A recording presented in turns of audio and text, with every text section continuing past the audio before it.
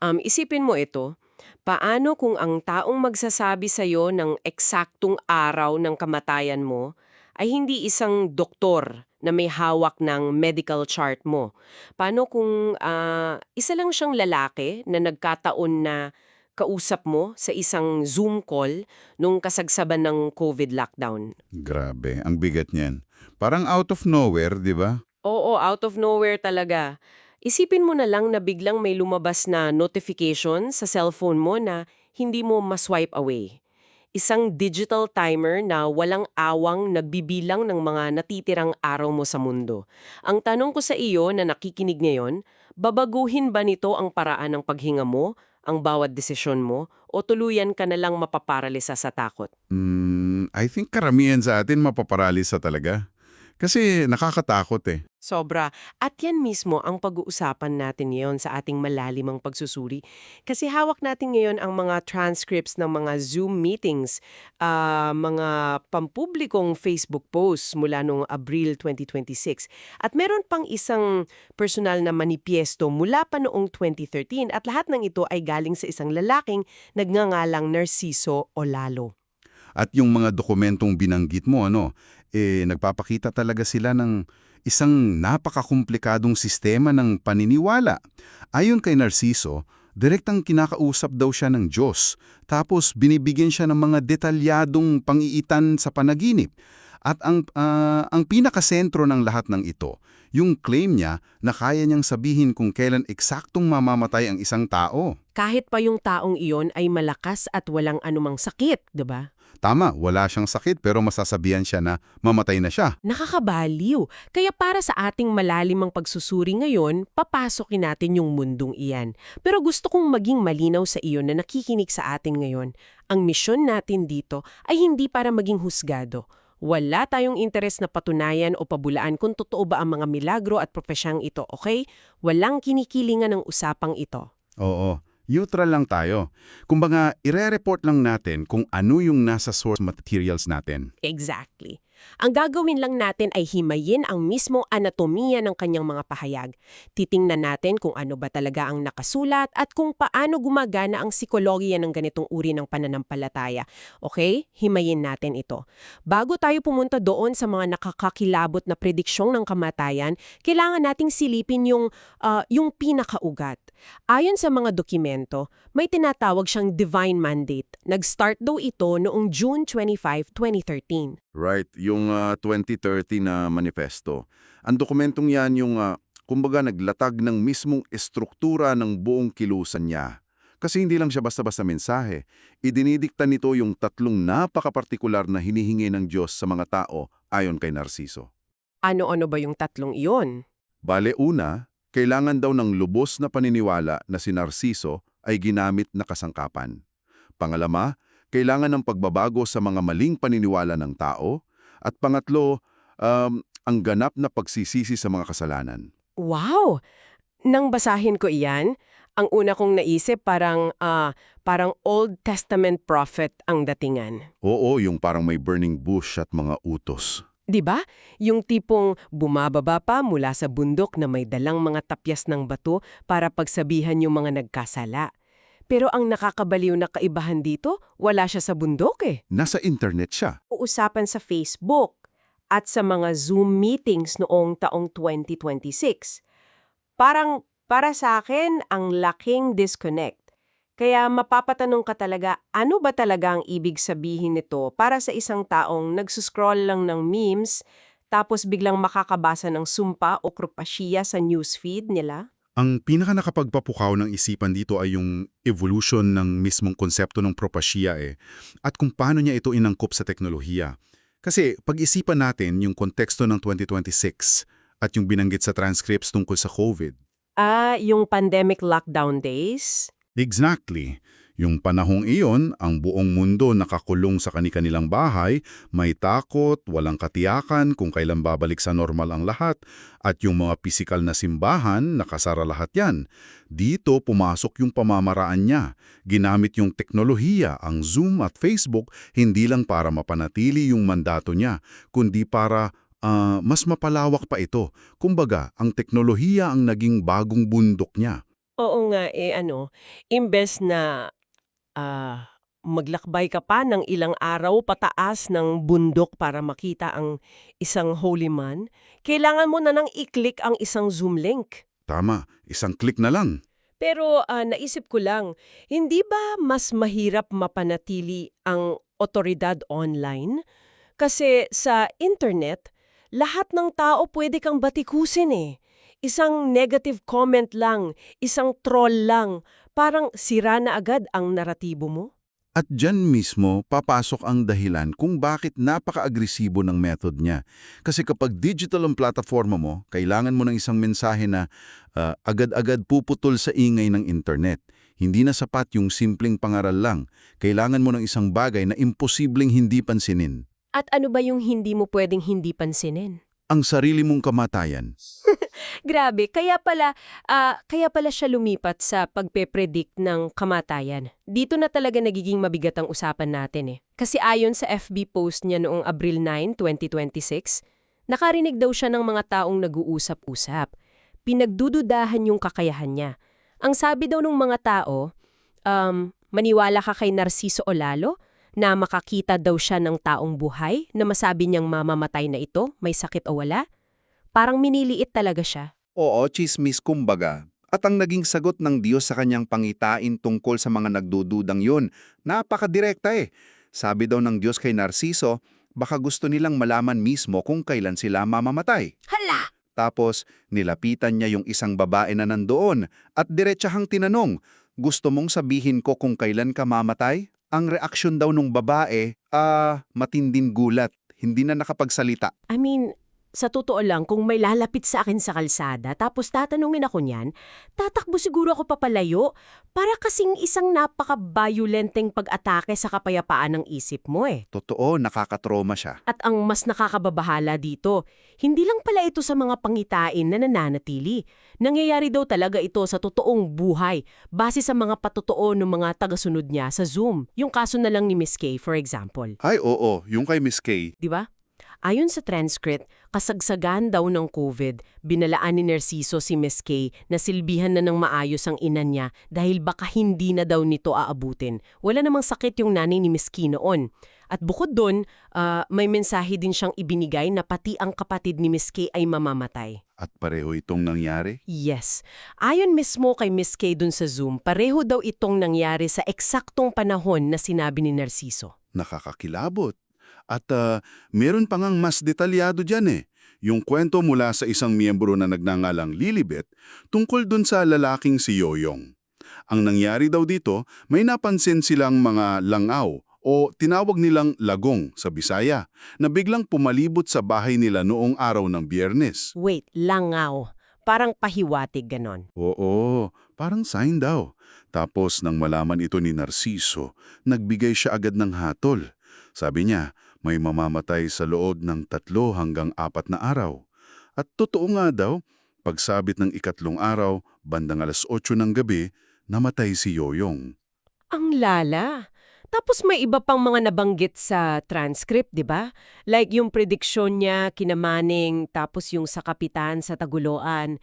Pati nga asawa niya mismo, nahulaan daw niya ang kamatayan 5 taon bago pa nangyari. At pati yung pinsan niya sa Cagayan na papunta pa lang sa check-up, sinabihan na, wala siyang pinipili kahit kadugo. Oo, lahat pwedeng maging subject ng hula niya. Teka, bago natin ituloy, gusto kong ibato sa iyo na nakikinig itong tanong na ito para pag-isipan mong maigi.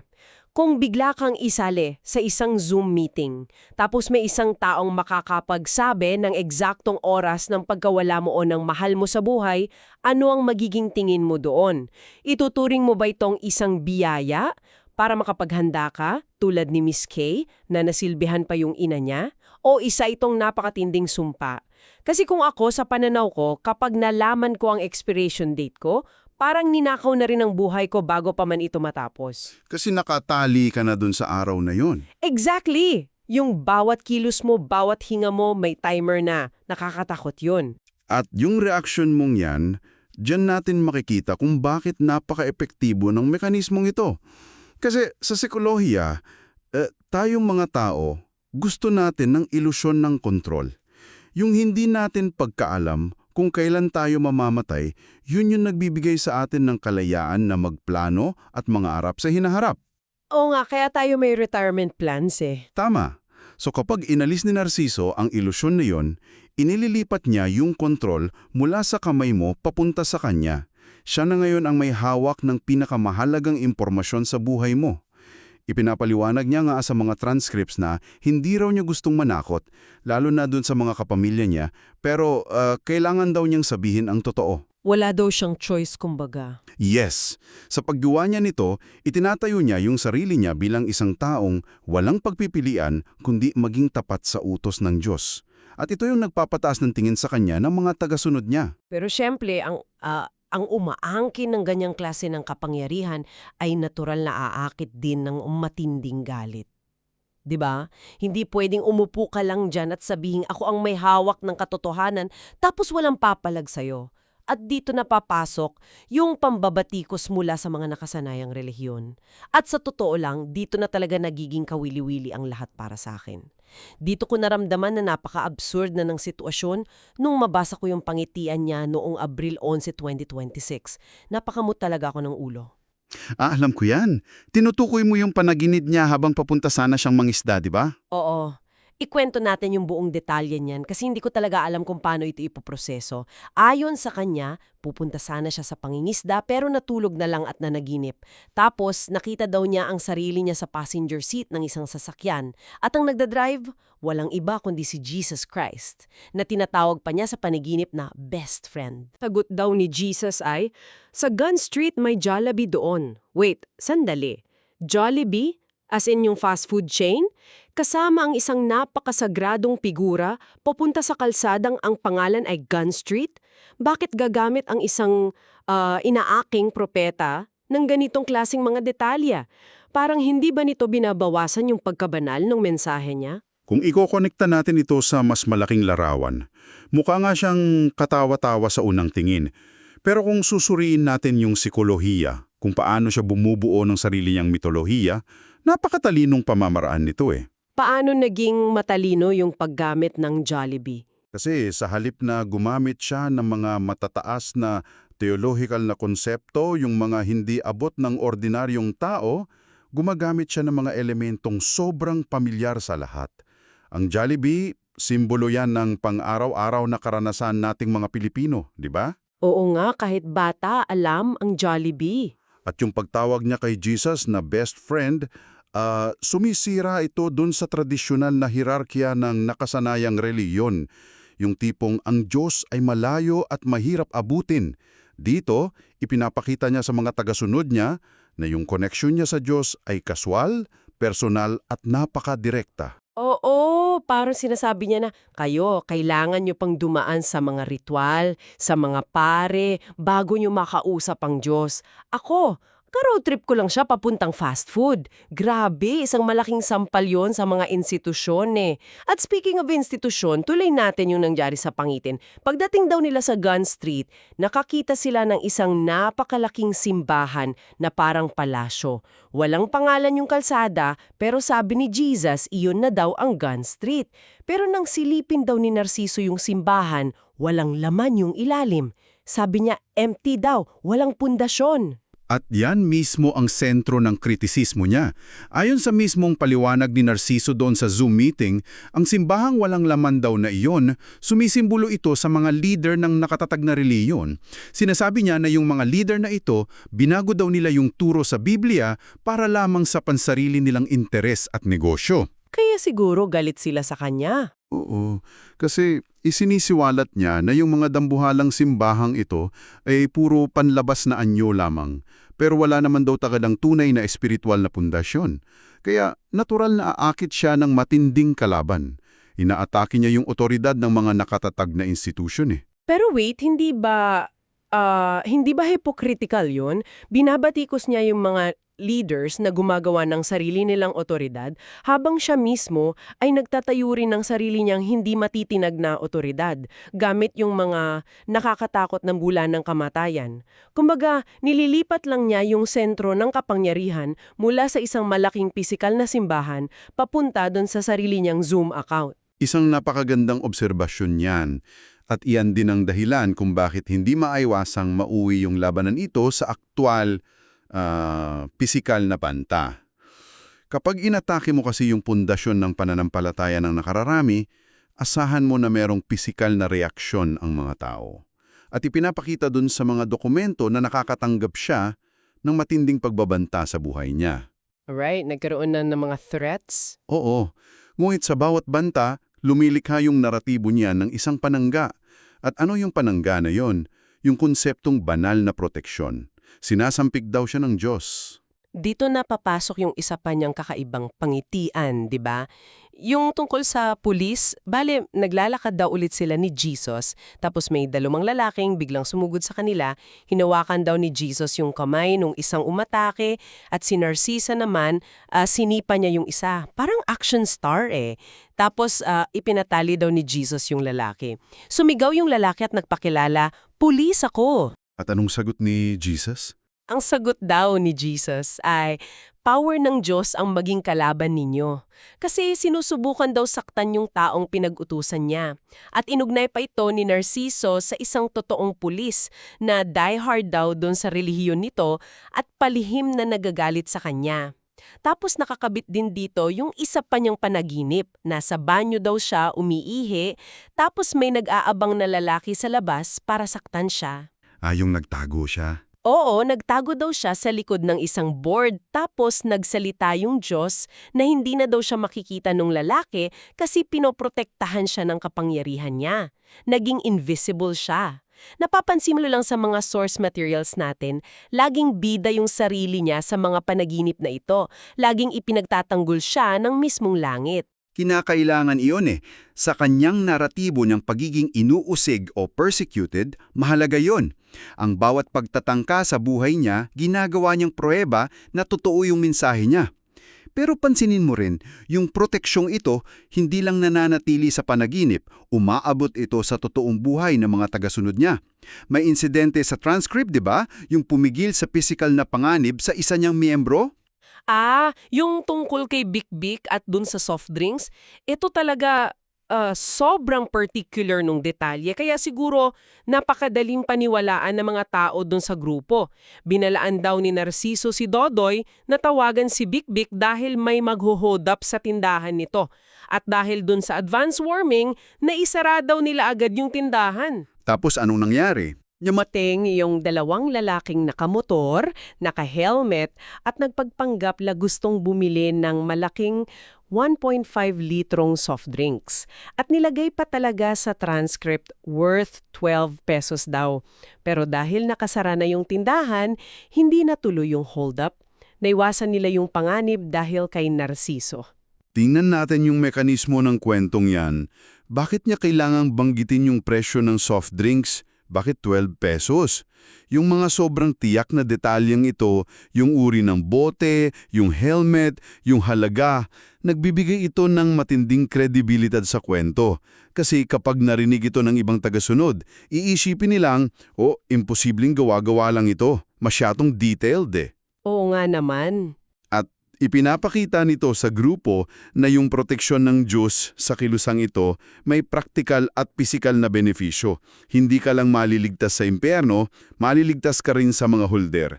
Nag-iiwan ito ng isang mahalagang katanungan paano binabalanse ng mensahe niya yung matinding awa sa mga naniniwala at yung nakakatakot na hustisya para sa mga hindi naniniwala. Kasi may nakakatakot na kapalit yan para sa mga nasa labas ng kilusan. Di ba? Sobra. Kung gaano kalakas yung protection sa mga sumusunod, ganun din kabagsik ang parusa dun sa mga kumakalaban sa kanya. At yung pinakamalinaw na ebidensya niyan sa source natin ay ang nangyari kay nung June. Ito na siguro yung pinakamabigat na kwento ng paniningil dito sa mga documents natin. Ito yung medyo madilim na part. Bale, sinong June daw ay hindi naniniwala at patuloy siyang nagsasalita ng masama laban kay Narciso. Inutusan ni Narciso yung kapatid niya na si Lina na pagsabihan at pangaralan nitong sinong June.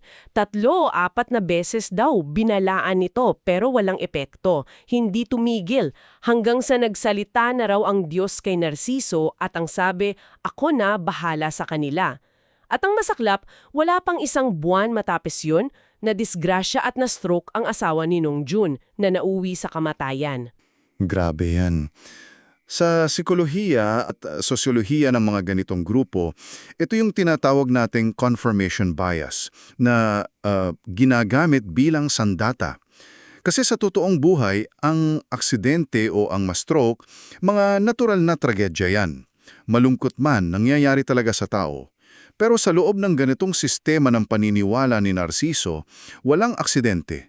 Ang kamatayan ng asawa ni Nong Jun, otomatiko itong itinuturing na divine retribution o banal na paghihigante. Kumbaga, pinarusahan sila kasi kinalaban nila si Narciso.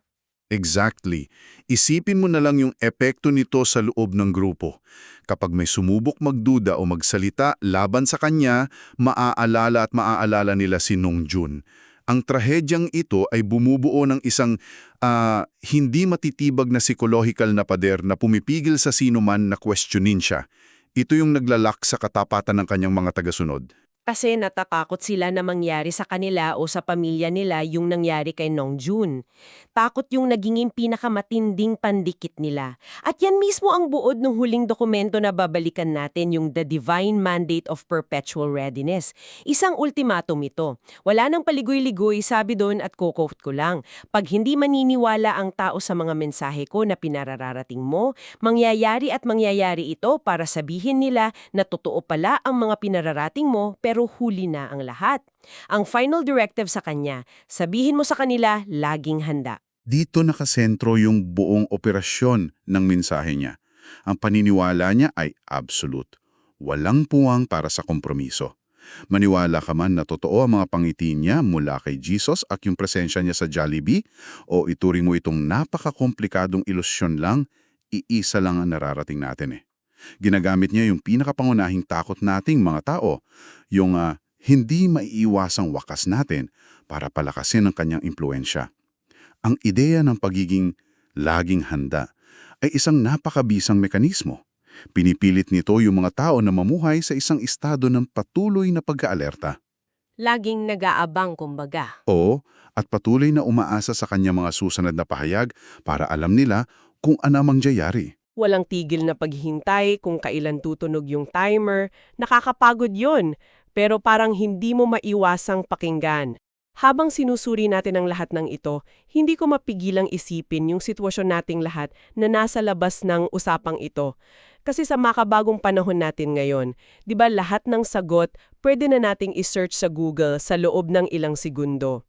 Lahat ng aspeto ng buhay natin sinusubaybayan na ng mga algorithms. Kaya nakakapagtaka, bakit kaya uhaw na uhaw at mabibighani pa rin tayo sa mga taong nagsasabing hawak nila yung nag-isang pinakasikreto, yung nag-isang hindi ma-search na detalye ng ating buhay? Yung kamatayan natin? Oo. Kaya babalik ako sa tanong ko kanina sa'yo na nakikinig sa atin ngayon. Gusto ko tong iwan sa'yo para pag-isipan. Kung bibigyan ka ba ng pagkakataong malaman ng eksaktong araw na mamamatay ka at ang mga mahal mo sa buhay, tatanggapin mo ba ang impormasyong iyon para maging laging handa? O ang kaalamang iyon ba, mismong iyon ang sisira sa kakayahan mong mabuhay ng malaya sa kasalukuyan? Kasi siguro, ang hindi natin pagkaalam ay hindi isang kahinaan eh. Marahil ito pa nga yung pinaka-epektibong proteksyon ng ating katinuan. Napakalalim na kaisipan yan. Maraming salamat sa pagsama sa aming malalimang pagsusuri ngayon. Asahan ninyong marami pa tayong susuriin at hihimayin ng mga dokumento at kwento sa mga susunod na araw. Patunay lang sa pagtuklas, panatilihing bukas ang isip at gaya nga ng sabi sa manifesto, manatiling laging handa. Hanggang sa muli,